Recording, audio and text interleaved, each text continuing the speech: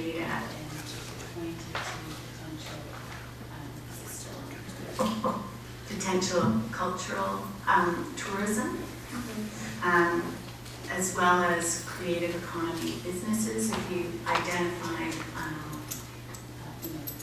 any sort of creative industry, jobs, gaming, designers, that sort of thing, and also if you were considering those cultural assets in building the quality of place that creative economy workers see for the cultural vitality that they want in their lives. Well, actually, that's an interesting question and point, because when I came across that report done by Authenticity, the Cultural Mapping Project for Essex County, which was commissioned by the Essex Community Futures Development Corporation, I accessed that actually only earlier this year. It was done. However, this paper was already out the door by 2009 when I was a student. So I included it here because it is a recent development. However, I don't quite know what or the depth of that data available and what they're doing with it, to be honest. I know they've identified many opportunities for creative occupations and industries based on their art, culture, heritage areas for tourism. They have a number of performing artists, a number of related occupations to that in which the CFDC is trying to foster in the region. But otherwise, I'm still learning about that as well. I should just mention that Dan and Kevin and others in the room may know a little bit about that report. And feel free, anyone, to comment if you have comments and want to acknowledge or add to what our presenter is saying. With respect to the past, a new question. Okay, let's go here, and then I saw a hand behind here, and there was another hand here. So just an observation from the last presentation to this one.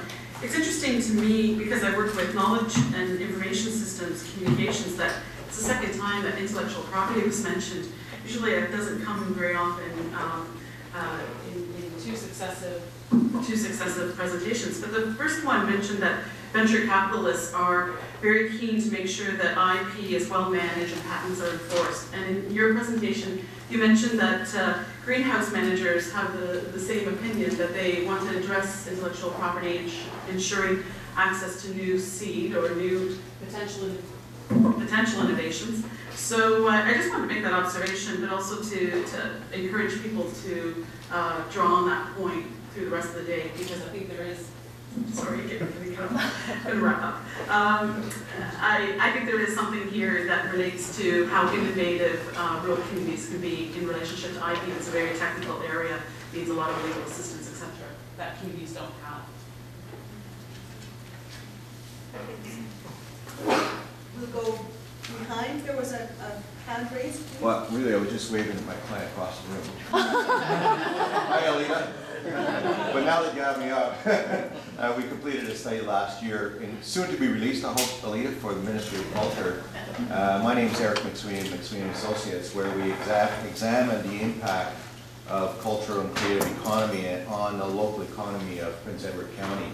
And just a very brief snippet, between 01 and 06, 34%, Dan, I just forget the number, approximately, employment growth. So of new jobs created, 34% were in the creative economy, extracting out the tourism, which is very difficult to do in Prince Edward County. Cultural alone versus 11% on a Canada-wide basis in the same period and 4% in Ontario. So it is a significant and valid economic development strategy. The question as to whether or not it works in the community, that's another question. But as a strategy itself, yes, definitely. Thank you. Thank you. I want to sort of slightly build on Eric and comment on the comment that came up on the slide. So we don't have any more money than anybody else. But I think what we had was a focus, a drive, and an ambition to capture what was there. So I think sometimes it's more about what you do with what you have versus wishing you had something else, whether that was your inherent economic strengths or access to capital. So I think that's been our sort of focus. You know, the fact that someone like Craig and myself actually work together, a lot of local communities invite. And we have lots of that too, just not with sort of the economic development agencies. So I think, you know, when you put some of that together, regardless of what your strength is, ours, you know, and we half invented creative economy. There was stuff there, but we really grabbed onto it and pushed forward. So I think, you know, there's a lot of marketing and branding and imaging that's gone on with that, that's created the perception that maybe we have these infinite resources. So I take that as a compliment, but we have probably less money than most.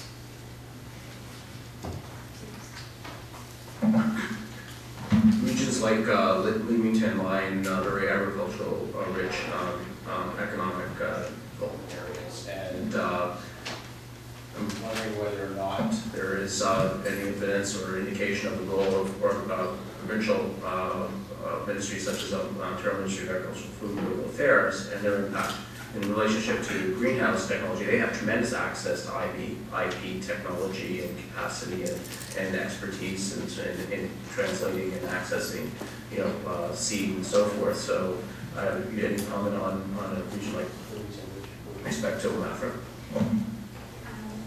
Well, that's a good question and an excellent observation and comment. However, I did not really encounter too many relations between Leamington and OMAFRA or Leamington and really any other regional and municipal body. A lot of these municipalities are operating within their own silo. I found mostly it's the businesses that are forming regional networks between themselves. However, the challenge that I identified and will speak to now is this lack of coordination and relationship between municipal, regional, and provincial bodies. And, you know, to address Dan's previous comment as to their strength was this type of relationship building and these this type of coordination and leadership that they showed. So that's a diversion point for this case study. We have time just for these last two questions, and then we'll take a break. Stop here.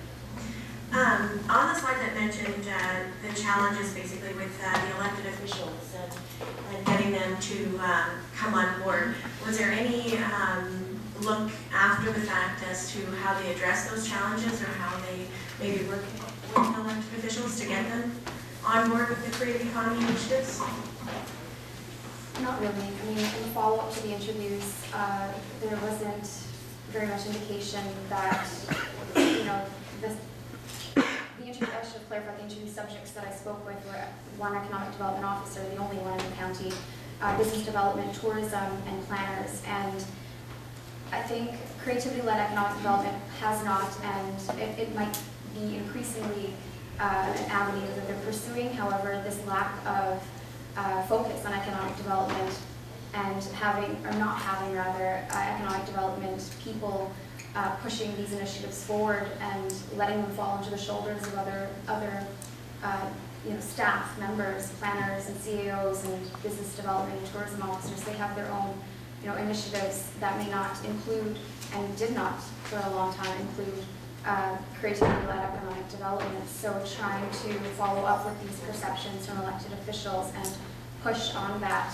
has not been a priority, and I would be interested myself to go back and do interviews. You know, these interviews were done in 2009, it's 2010 now, so maybe a year or two from now, to see what has happened, to see whether or not that's an area in which, you know, these interview subjects have moved forward and pushed on that issue. I have one little concern, and I'd just like to see whether or not you have future plans on which to address it. When you come through your conclusions, your fourth one is renewable energy. I know that in the rural community in which I reside, there is a whole issue about wind farms, to the point that the community has banded together and said, we don't want them. So before you would encourage it to be something that an entire county would say, this is the direction we would encourage you to go, I would encourage you to do more studies on that, because it's not politically correct to say, you don't want green energy, but there is a huge implication with that is negative. Definitely, and I tried to highlight that with the quote from the Windsor Star in one of my previous slides, where there is a loud voice of community dissent in regards to wind farms as well. They've banded together and formed a Wind Action Group, I believe they're called. It's a local organization that is trying to push against these government and business initiatives to build wind farms as well as solar farms in the region. So definitely interesting to follow up on.